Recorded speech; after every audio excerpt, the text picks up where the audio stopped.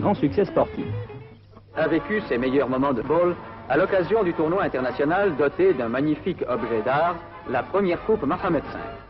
Les rencontres jouées en début de saison étaient un test pour les équipes au nom prestigieux, Real de Madrid, Internazionale de Milano, Stade de Reims et Forces armées royales, équipes qui devaient prouver leur forme pour la prochaine saison internationale. Tous les sportifs du Maroc et du monde connaissent le résultat final. Tous les sportifs du monde ont constaté que le Real de Madrid ne valait plus son pesant d'or.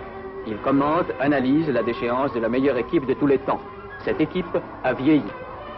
Tous les sportifs du monde ont parlé de la victoire d'un club amateur, champion du Maroc, ont parlé des Forces armées royales qui ont provoqué cette situation en battant le Real par 4-3, le plus régulièrement du monde.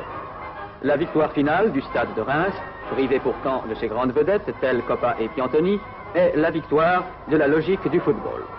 L'Internazionale de Milano n'a pas démérité, mais a été victime de ses efforts de la veille contre le Real de Madrid.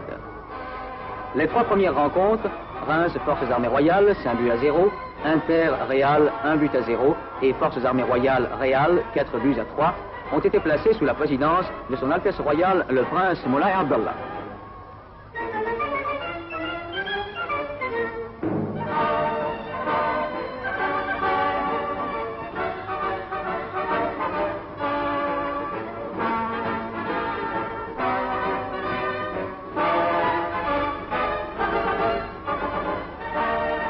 La finale a été présidée par Sa Majesté Hassan II, qui a décoré avant la rencontre les grands noms du football. Messieurs Bernabeu, président du Real, Elenio Herrera de l'Inter de Milan, considéré comme le meilleur entraîneur du monde, Albert Batteux, le créateur du style Reims, Akesbi, international marocain et vedette de l'équipe rémoise, Cluzo, entraîneur des Forces armées royales, et Mamoun, un grand nom du sport au Maroc.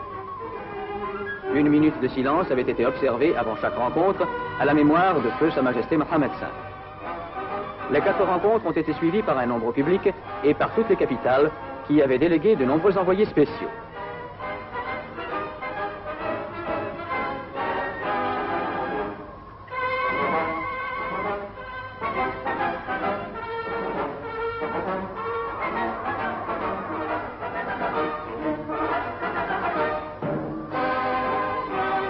Reims a remporté cette première Coupe Mohamed V. Son capitaine a reçu le trophée des mains de Sa Majesté Hassan II, qui a chaleureusement félicité les vainqueurs.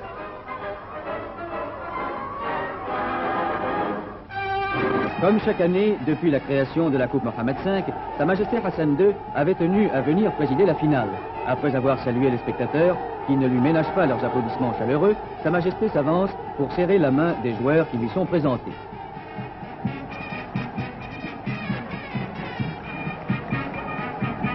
Sa Majesté Hassan II, ayant à ses côtés le ministre de l'Information, de la Jeunesse et des Sports, remettait la Coupe Mohamed V à l'équipe victorieuse.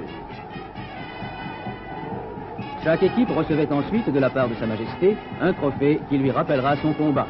Et c'était enfin le tour d'honneur des gagnants.